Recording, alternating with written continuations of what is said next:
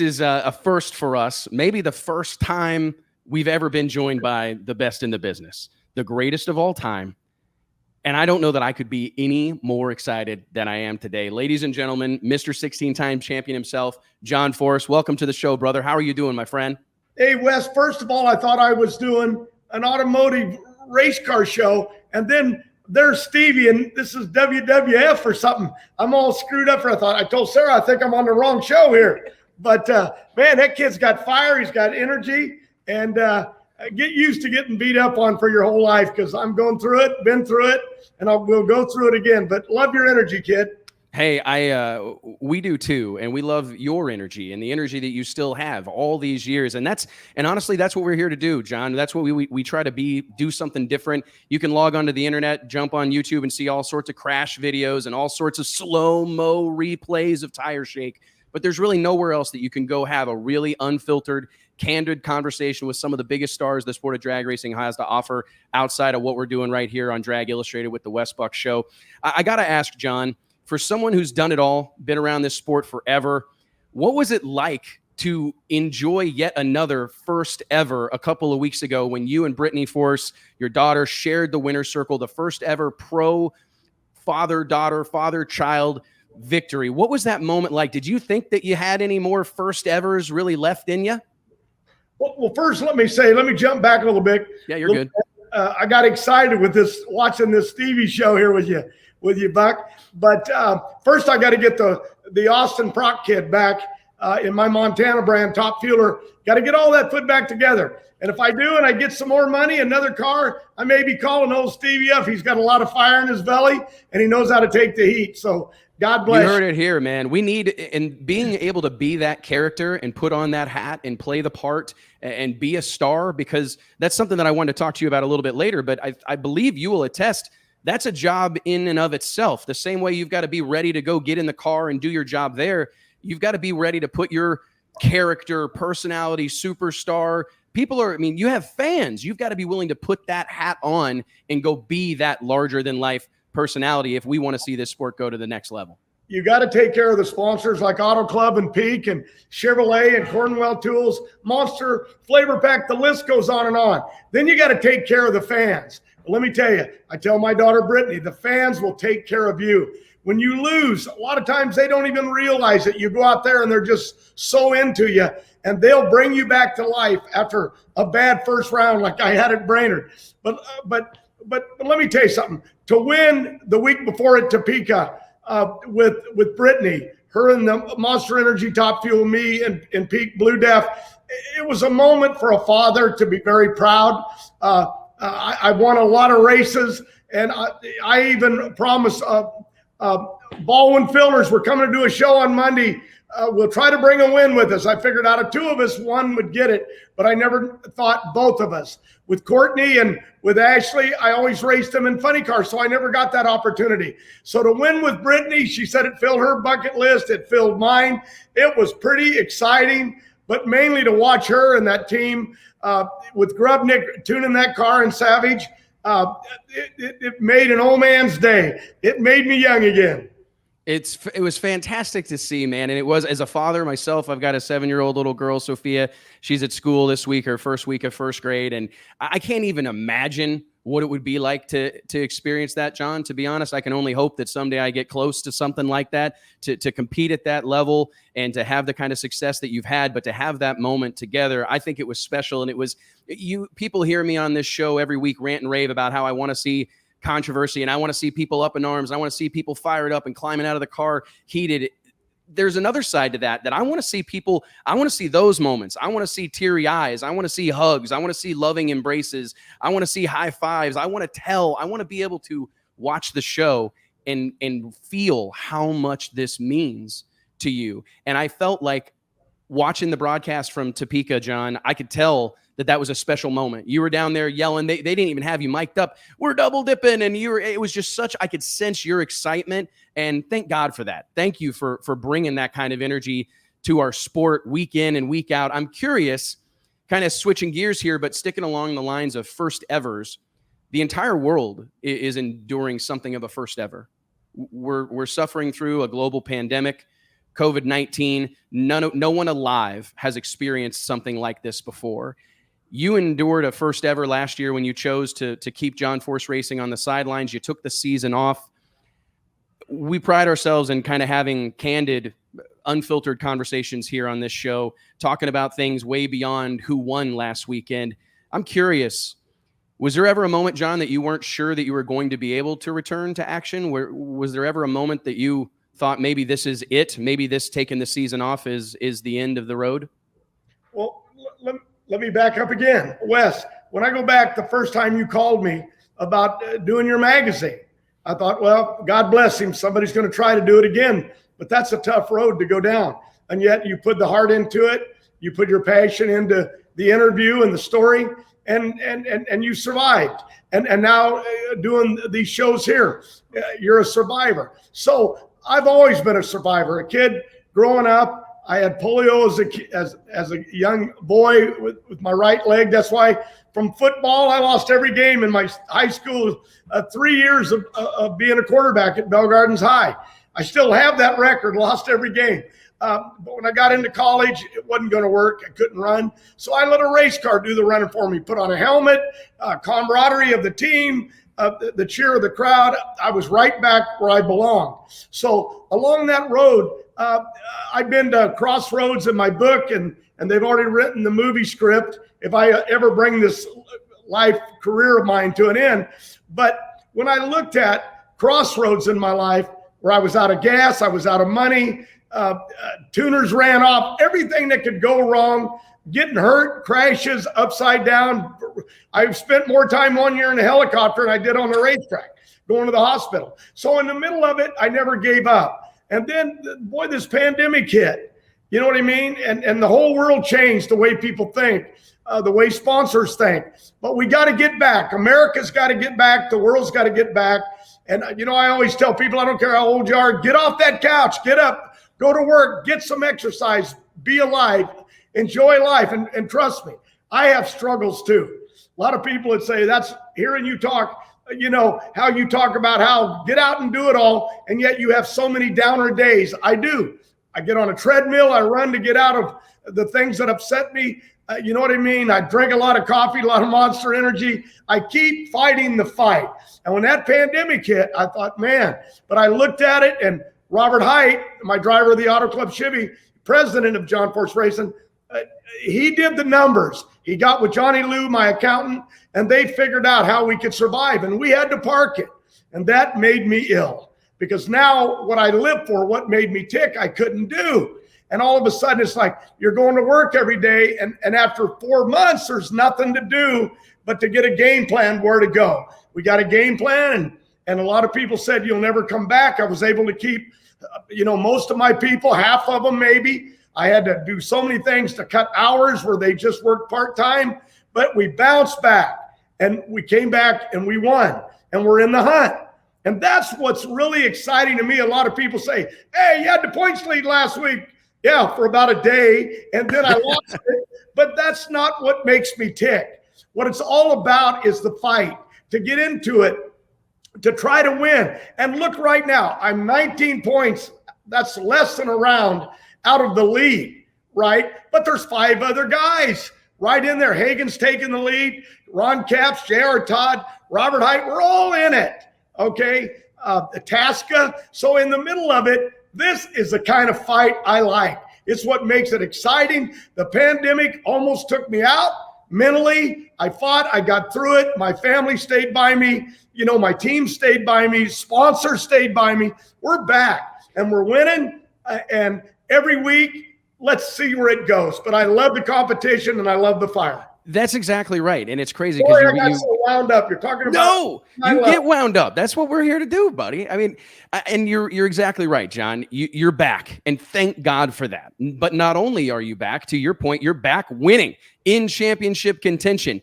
Let me tell you, John, your presence makes a difference in this sport, at the events, on the television broadcast, across the board. I hope you know how much of a difference maker you are for the sport of drag racing. Your presence is felt. There's an energy, whether it's on the broadcast from afar, whether you're there on the grounds, we feel your presence. It's like a religious experience. And I do hope you know how much we appreciate that. And I hope that you're able to walk around with your chest stuck out, because you are the ultimate needle mover for the sport of drag racing. But I'm curious, do you feel pressure to be the guy for the sport of drag racing or for the NHRA? I mean, is it an obligation that you feel, or a responsibility that you feel you have? Because let's be honest, you've been doing this for a long time. The conversation is ongoing at all times. When's John going to hang it up? I'm curious, is this late career run? Is this what you're doing out here before our eyes, John? Is this because you feel you have to do it? Because I've referred to you before as an oak. I believe that you're the oak in the center of the circus tent, right? You're the pole that's holding this thing up. You're a grandpa now. You've been doing this. Like you said, you spent entire seasons inside life flight helicopters. I'm curious, does that pressure start to weigh on you at some point? How long do you feel yourself being the center of attention for the sport of drag racing? First of all, if I reach a point where I get out of the seat, it's because I'll make the call. I always joke, it's not over till I say it's over. But I love driving a fuel funny car. I've never driven a top fueler. I've driven a few fuel altereds in my early days and street cars. You know what I mean? But I do it because I like being there. I like being with the team. I like winning. If I lose, that's part of the game. Come back and test the next day. That's what you do. That's what it's all about. But I'm a real lucky man, and I do feel that I owe the sport of NHRA drag racing. They gave me this life. My grandchildren, Autumn is racing. Jacob and Noah are racing, in the juniors. And what I'm saying is I was given an opportunity, and I can't just walk away like I've got enough money to retire. I can stop. I've got other businesses. I've got 5 or 6 corporations. Hell, I don't even know what they do. I drag race is what I do. I love getting up in the morning. I have good days. I have bad days. But I get the fire in my belly and I go after it. So the racing keeps me alive. It makes me young. When I get in that car, that's why I call out, get off the couch.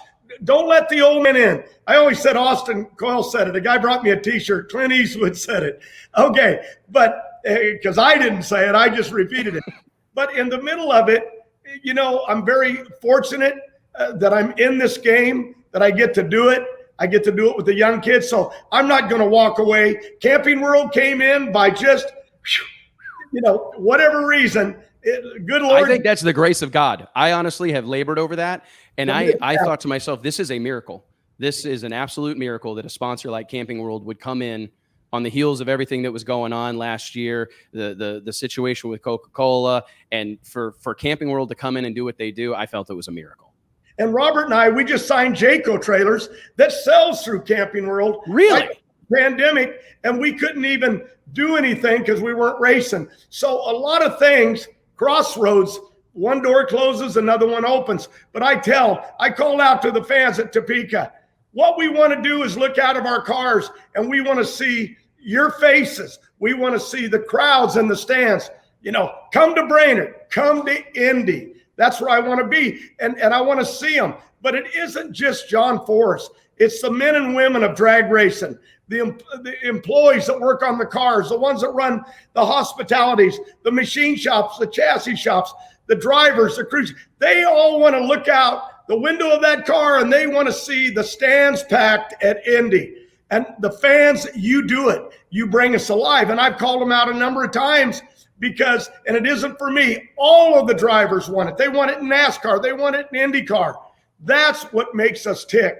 That gives us fire in our belly to win a race, to entertain you and put on a great show. And NHRA Drag Racing, I believe, is the greatest show on earth. 100%. I literally wrote these words last night in an email to one of our subscribers of the magazine. I said, drag racing is the great American motorsport. You can't tell me otherwise. This is the great American motorsport, from your mouth to God's ears. John, I'm curious, kind of as we move forward here, and I hope we're not going to keep you too long. I appreciate you again taking the time to join us here on the show today. It's a big moment for all of us to have yourself on the show. One of the things that we try to do here on the show is spin a little bit of racer self-help. We have a lot of racers. We're proud to have a huge fan following, but we also have a lot of hardcore racers that watch this show every Wednesday, that race themselves, some at pro level, some sportsmen and amateur racers. Can you take us through Was there ever a moment for you that you decided you have to become the John Force that we know today? I challenge racers all the time, like, wear your heart on your shirt sleeve. Say what you think. Let us know how you feel. You don't got to just stand there in front of the mic and say hi to mom and dad and thank your Lord and Savior and shout out a couple sponsors. Tell us how you feel. Let us know who you are. Was there a moment? Because I believe I've spent time around you.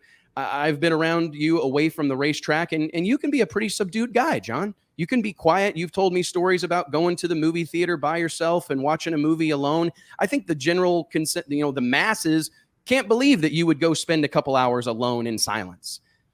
But what that tells me is that you know consciously that you have to turn on John Force, the John Force we know and love. I'm curious, at what point in your career did you understand that, hey, I've got to put on a show myself? I've got to be this larger than life character. Did someone get in your ear? Did someone tell you to turn on that kind of part of your personality? When I was a kid, I never was a great athlete. I was always a big old storyteller like my mama. They claim my grandpa was hung in Oklahoma on the famous hanging tree there for lying. I always said stealing horses. No, for lying. But I never lie. I embellish the heck out of a story, but I do it to entertain people. I never do it to make somebody look bad or do something. No, I do it for entertainment. And sometimes I go over the line. I'm not perfect. But what I'm saying is I was telling stories. When I got in high school, I was telling stories. In the football huddle is why the coach brought me up from the B team, because I punched the other quarterback. I said, enough of this guy's bull stuff. Let's play the game. And I went on down that road. I was driving a truck. I was in a Denny's restaurant getting a free cup of coffee and an egg, a boiled egg, because I could tell stories to the other truckers.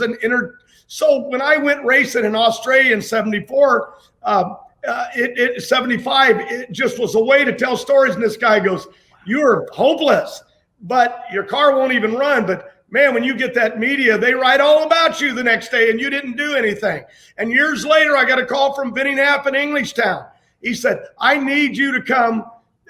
Jungle Jim passed, and I need you to come here and run for me. And I said, well, I just got my license, and I'm not really that good. I was trying to tell the guy.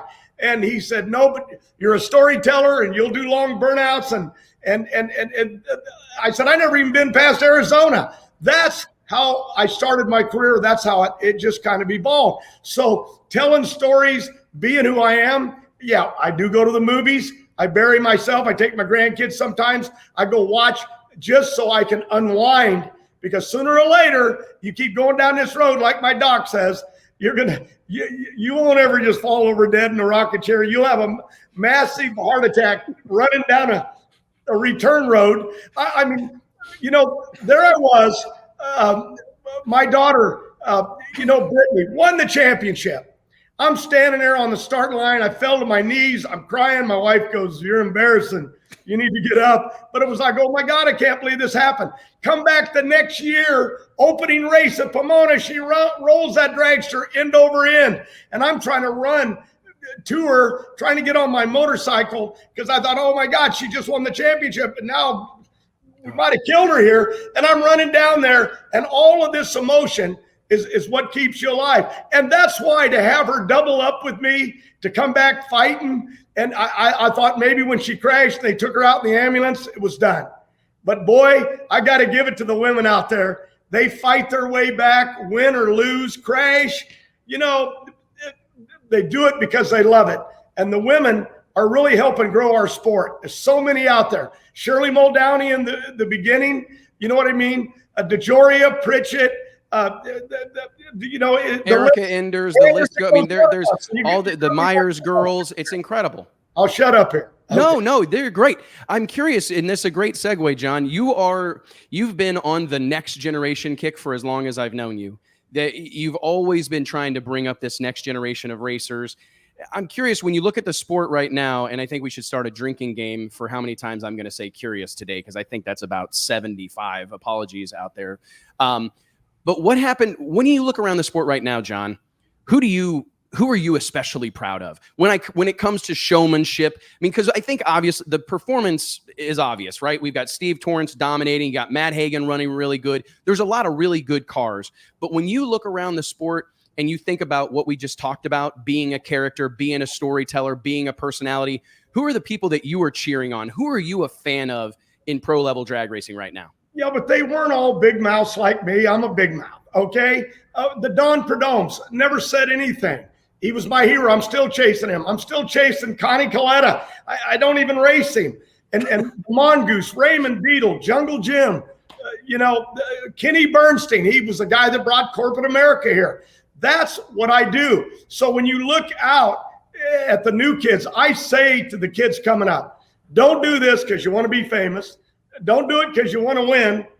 That's all part of it, because it takes years to learn how to win. Do it because you love it and you love the fans. Don't do it because you think you're going to be a champion, because there's guys out there right now, if they had the money, would already be world champions. But when you look at the group coming up, there's so many of them. Robert Height, has won 3 championships. He's a complete different animal than me. He's a man of few words, but he gets the job done. But they love his interview because he talks about what went on in the race car, what it was like. And I'm out there talking about some dream that's coming 2 weeks down the road. Everybody's different. Bobby Tasca has a fire in his belly. I see it. Hagan got mad at me at the races, and I saw him all wound up. But even though I think he's crazy, but that's my opinion. But in looking at him, I said, man, I like the fire in this guy's belly. He looks like he wants to fight. I call him Teddy Bear because he's just a big kid. He looks like the Hulk. He's all muscle. I've been calling him Hulk Hagan. I've been calling him Hulk Hagan a lot. Yeah. And I got to tell you, I was proud of him. Do you think we saw a little bit of a star turn in that moment between yourself and Matt Hagan? Because I do. I think him getting revved up like that, I'm sure you didn't like it in the moment, but that, to me, I go, okay, I think Matt Hagan is becoming a star right now. Well, he's already been a star. He's won championships. He does his job. He's a great driver. But there's so many. Ron Capps. I don't go by how many championships a person wins. I go by how they treat their fans, how they take care of the sponsors, doing shows. Ron Capps, to me, is Brad Pitt. He's a young kid, and he's just the Petragon. Tony Petragon's in the booth. But there was a kid that could have went anywhere he wanted in racing, and he chose another direction. His brother Cruz, who's flying right now, come out of nowhere. Wilkerson, that's flying. They're all different animals. They're all different. And it's when you go out there and you look at these kids, J.R. Todd, I just love this kid. If he was mad at you, you'd never know it. He never gets mad, never loses his temper. If he thinks you did something wrong on the start line, he'll just say, good luck next week. It's just the different animals that we deal with, but they're all good people. And they're the only friends I got. You understand? The lady down at the laundromat and the guy at the donut shop, these are the only people I know except my family. So they're building their future. We got to get through this pandemic. NHRA's got to get the sport back. Thank you, Camping World. And I want to say that we'll build new stars. And in time, when I fade out, I've always joked, I ain't going to go on a rocking chair on my front porch, but I've always joked, when I disappear, I went out the gate on my little motorcycle. You know what I'm saying? But in the real world, when I do get out of the car because I can't cut it, okay, then I'm going to, because age is not the call out here, and I'm struggling with that Christmas tree. I am really struggling. I tried some stuff last week. We came back on Monday testing this week after Brainerd. I ran 87, 86, 86. Like, where'd that go on race day? Wasn't my crew chief's fault. Wasn't the team's fault. It was all my fault. We ran 96, and then I said, I'm going to change the cockpit to make my lights better, and I changed everything and made it where I couldn't drive the car. I was hitting the steering wheel with my knee. I was hitting the roll cage. I couldn't see. I screwed up Brainerd. Knocked myself out of the points. We came back Monday, put it all back, and we flew. So maybe we'll be back in the game in Indy. Maybe we won't. But we're going there to try, because my people are the best. And all the teams, they're all great. Nobody's some are better, some have better days, some have better years.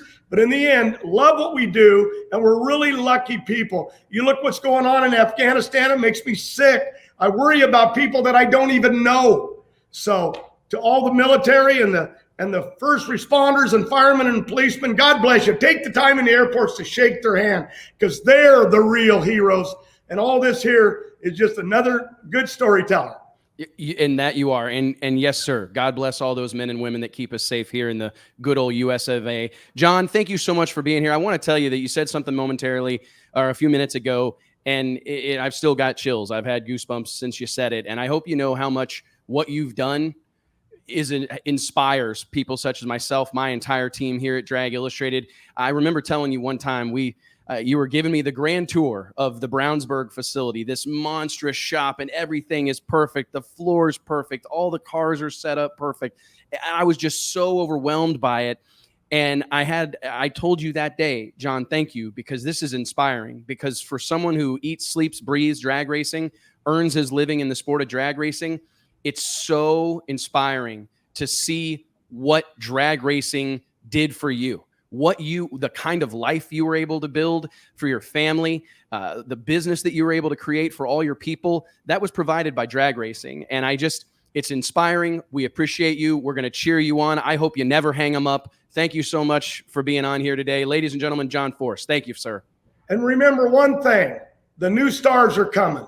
Steve Torrance, you know what I'm saying? Antron, that list, it just goes on and on. These kids that love it. And there's been ones that have given their lives over the years, and God bless them to make our sport, to keep on moving ahead, and we move ahead for the ones we lost. So we love you. Thanks. I know I never answered nothing, but no, you did. You're the best interview alive. Thank God for John Force. We appreciate you, brother. Stay out of trouble.